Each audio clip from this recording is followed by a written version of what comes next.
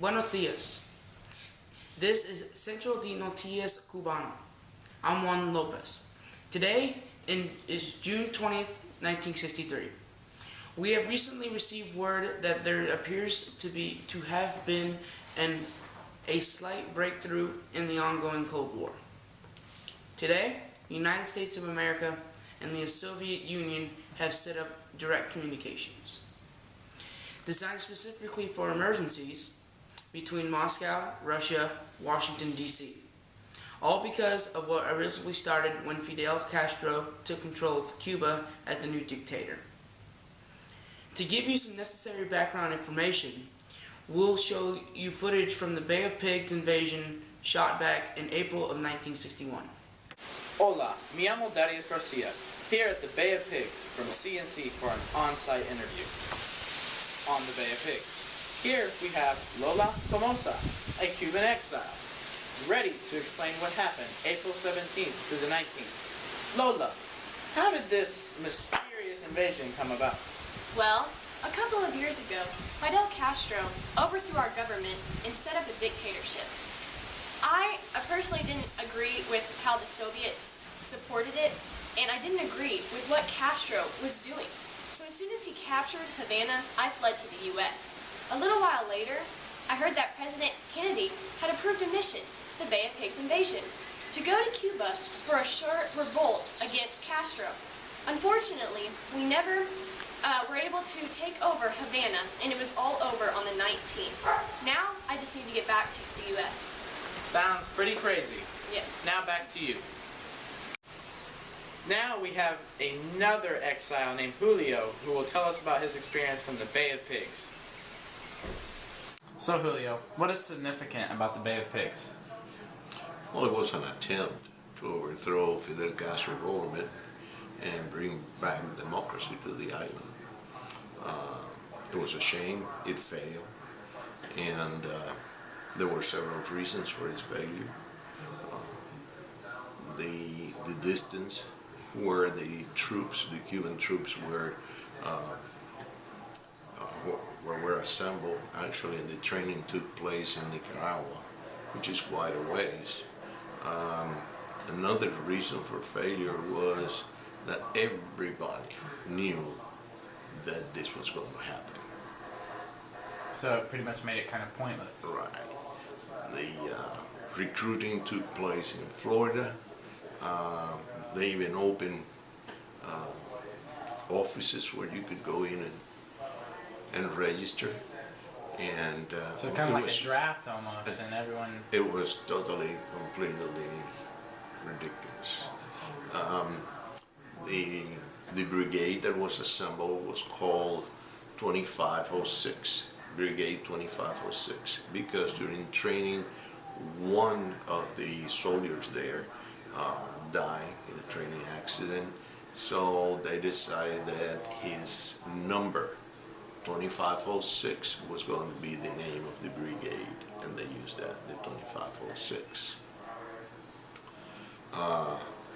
The planes, they were B-26, Second World War. They had to be stripped of all armaments, and only one pilot, no co-pilot at all, because of the distance they had to load it with all the gas that they could carry. So no extra weight? No extra weight. Actually, some of them painted stick brooms and placed them in the back to simulate machine guns. But that was it. Kind of to scare people? No, scared Castro's Air Force. Supposedly, there was not to be a Castro Air Force because the previous day or evening there had been bombing of Castro's Air Force bases, and the reports were that all the planes were taken out. But what a surprise it was when there was a plane in particular, a Sea Fury, that was flown and caused tremendous damage to the invading force. The place where this invasion took occur was at swamp area in the south end of the island. This was a terrible place to go. Now, all the landing during World War II happened to be in the early hours. This happened to happen at night. So everything was a stack against invading forces. I know, talking to some of the boys that went there, that when they ran out of ammo,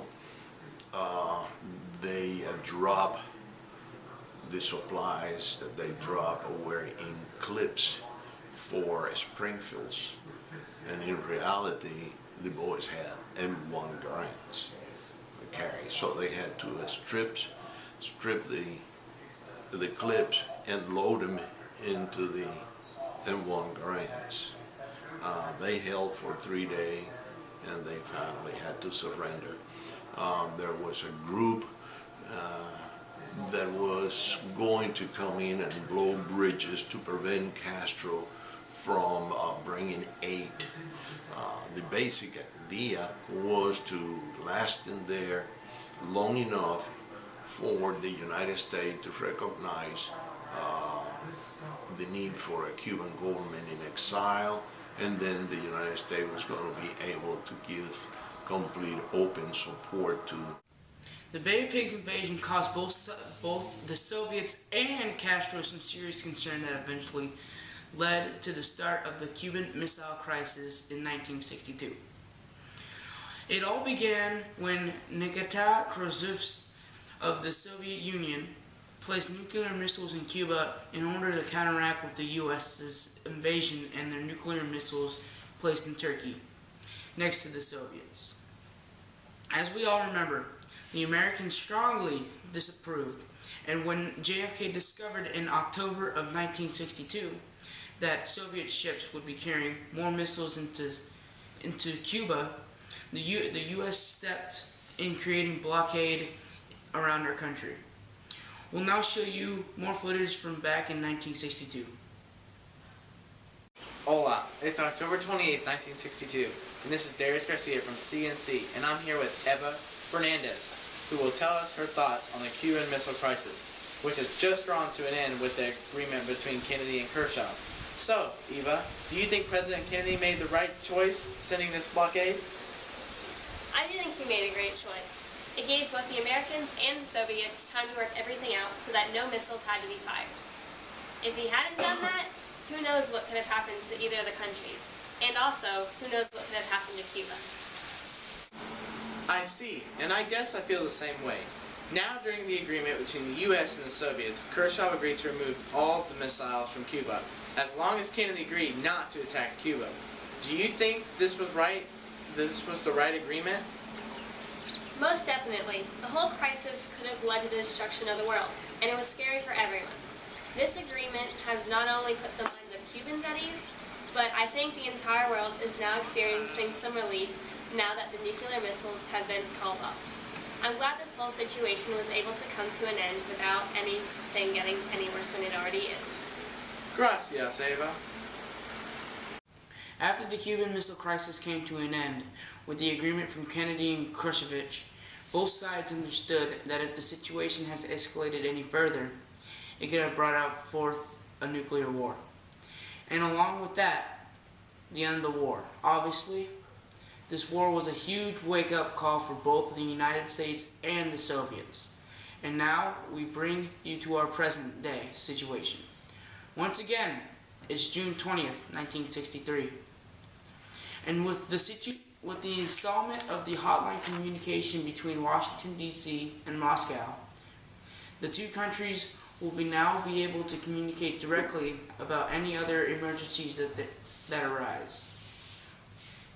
It seems that the Cold War has reached a much-needed break, and hopefully this is a good sign indicating that this is stressful and uneasy conflict will reach an end in the near future. Until we meet again, I'm Juan Lopez from CNC. Have a great day.